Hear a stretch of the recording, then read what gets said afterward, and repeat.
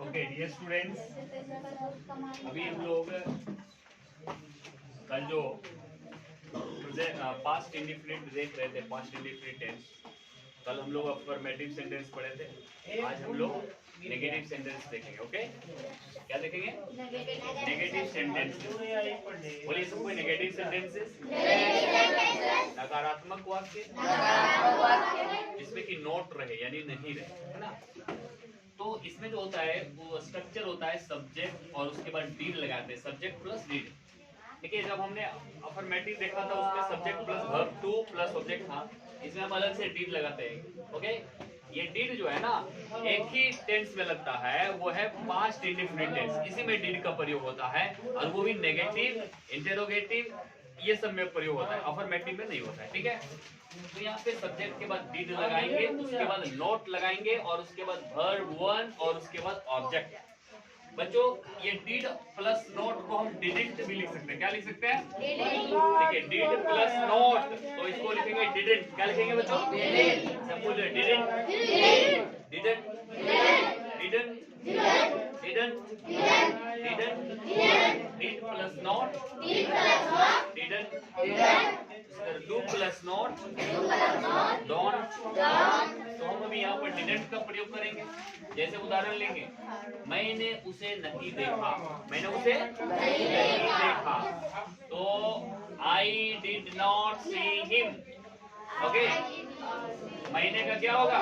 आई, और उसके बाद डिड प्लस नॉट लगाएंगे, चाहे सब्जेक्ट कुछ भी रहे, डिड और नॉट लगाएंगे। नेगेटिव सेंटेंस है तो आई डिड नॉट सी हिम। देखना का क्या होता है? सी। लुक मतलब भी देखना, वॉच मतलब भी देखना, लेकिन यहाँ पर सही प्रयोग सी का हो, see him. Okay, Rajesh please keep silence. Okay, इसी को हम इस तरह भी लिख सकते हैं, आई डिडंट सी हिम। क्या? सब मेरे पीछे बोलिए, आई did not see him, I didn't see him. Okay, वह गृह कार्य पूरा नहीं किया। He didn't complete homework. He didn't complete homework. You didn't complete homework.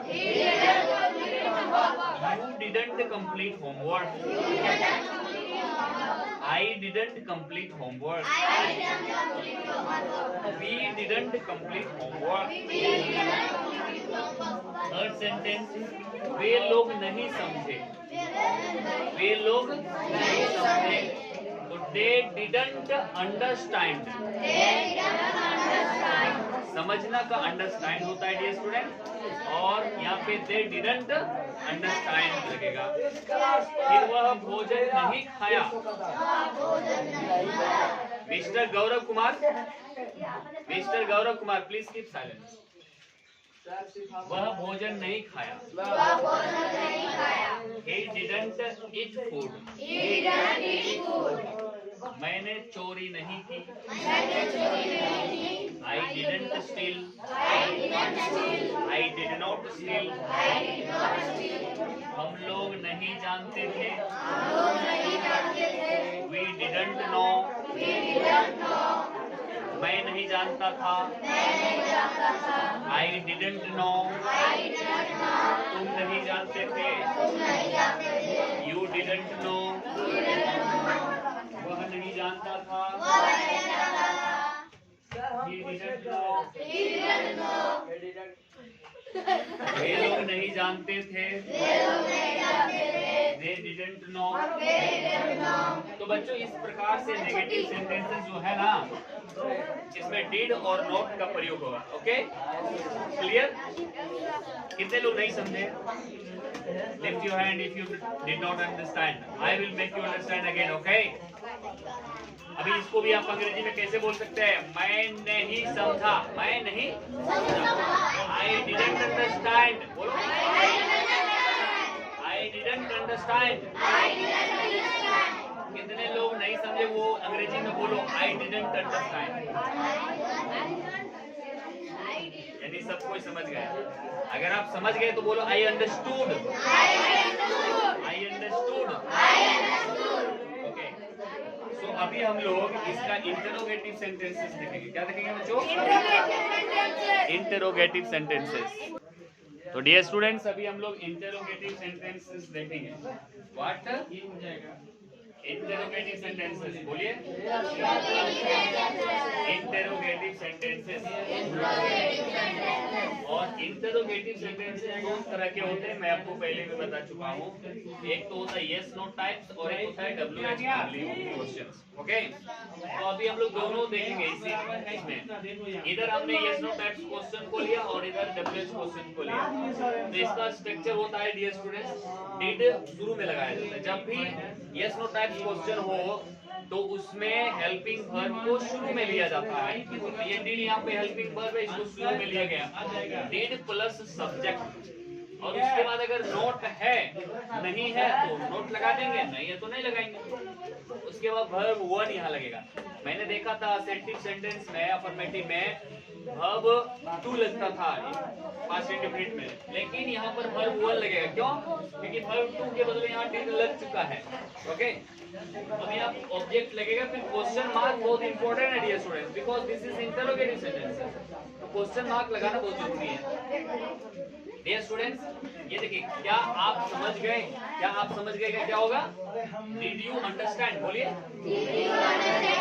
पहले समझो फिर बाद में लिखना। Did you understand? मैं अक्सर आप लोग से पूछता हूँ, क्या आप लोग समझ गए? तो आप अंग्रेजी में कैसे पूछूंगा? Did you understand? आप अगर समझेंगे तो बोलेंगे यस आई अंडरस्टूड। क्या बोलेंगे? और आप नहीं समझे तो बोलेंगे no I did not understand. क्या बोलेंगे? No I didn't understand. Okay, फिर क्या वह नहीं समझा तो डिड ही नॉट अंडरस्टैंड। क्या वह नहीं समझा? Did he not understand. क्या वह नहीं आई? Did she not come. ये तो था आपका यस नो टाइप। अभी WH फैमिली वाला क्या है, इसमें WH फैमिली का जो क्वेश्चन वर्ड रहता है उसको पहले लगाते हैं, फिर डिड लगाते हैं, और बाकी सेम इसी के जैसा कॉपी कर देते हैं। डिड प्लस सब्जेक्ट, अगर नॉट है तो लगाएंगे, नहीं तो नहीं। Verb one plus object plus question mark. मतलब इसमें और उसमें अंतर से मिलता है कि यहाँ पर डिड के पहले यहाँ WH क्वेश्चन वर्ड लग गया। जैसे आप गृह कार्य पूरा क्यों नहीं किया? मैं अक्सर पूछता हूँ लोगों से, आपने अपना गृह कार्य पूरा क्यों नहीं किया? तो why did you not complete your homework? Okay, why did you not complete homework? अभी वह कहाँ रहता था? वह कहाँ रहता था? Where did he live? Where did he live? बोलिए। Where did he live? आप कहाँ रहते थे? Where did you live? Where did you live? अभी मैंने क्या किया? अक्सर लोग जब पूछता है, जब किसी को कोई पूछता है तो बताया मैंने क्या किया, मैंने क्या किया। तो व्हाट डिड आई डू?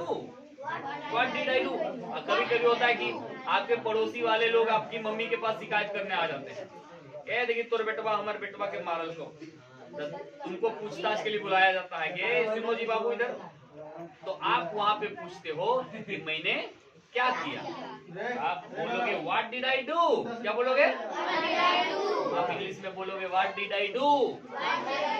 गवारी में बोलोगे हमें की कर लियो। इंग्लिश में बोलेंगे व्हाट डिड आई डू। वो बताएंगे कि you beated my children, my child, है ना, यू हैव। सो वो अपना शिकायत करेंगे, लेकिन आपका कहना होगा what did I do. Okay, फिर अगर आप कुछ आप कहेंगे कि मैंने आपके बेटा को नहीं पीटा, I did not beat your son, I did not beat your son. Okay, so आप, आई होप कि आप ये दोनों समझ गए होंगे और नेगेटिव भी समझ ही गए हैं। तो कुल मिलाकर हमारा पास्ट इंडेफिनिट टेंस खत्म हो गया। क्या हो गया? पास्ट इंडेफिनिट टेंस से रिलेटेड सारे वाक्य आपने सीख लिया है बनाने के लिए, लिखने के लिए। तो आप, मैं आपसे रिक्वेस्ट करता हूँ कि आप प्रैक्टिस करो इसको, बोलने का प्रैक्टिस। क्या प्रैक्टिस? बोलने का प्रैक्टिस, क्योंकि लिखना और बोलना ये दोनों अलग अलग चीजें हैं। लिखना तो आसान है, आपके दिमाग में है वो आप लिख दोगे, लेकिन बोलना without practice you can not speak. Okay, so if you want to speak the English just like me, or better than me, then you'll have to practice. You will have to practice. You will have to give the time for your practice every day. Regular practice you will have to do. Okay, then only you can able to speak English fluently. Understood, yes, friends? At your home, with your mother, with your father, with your sister, brother, and other students, your friends, every time you should try to talk in English. Okay, little small English. They say, what did I do? Where did he live? Why did you not complete your homework? This type of small sentences, if you will practice at your home, in front of your mirror. Hey, please stand in front of the mirror and try to talk yourself. Okay, talk yourself. Then you will be able to talk fluently. Okay, and this is very important, dear students. You are junior students now, and when you will become a senior student, when you will go to the college, and if you will be able to speak English, then you will be very you will get very respect in the college from the students and from the teachers also. And if you will go to the college, you are doing graduation, but if you are not able to speak English, then nobody will give you value. Okay, I see in this rural area, many students are in the they are doing graduation. Yeah, they have done graduation also, but they are not able to speak English. So this is a very big problem for the students in this rural area. So dear students, you take care of this, and you will be able to talk in English. Understood? Yes, sir. Okay.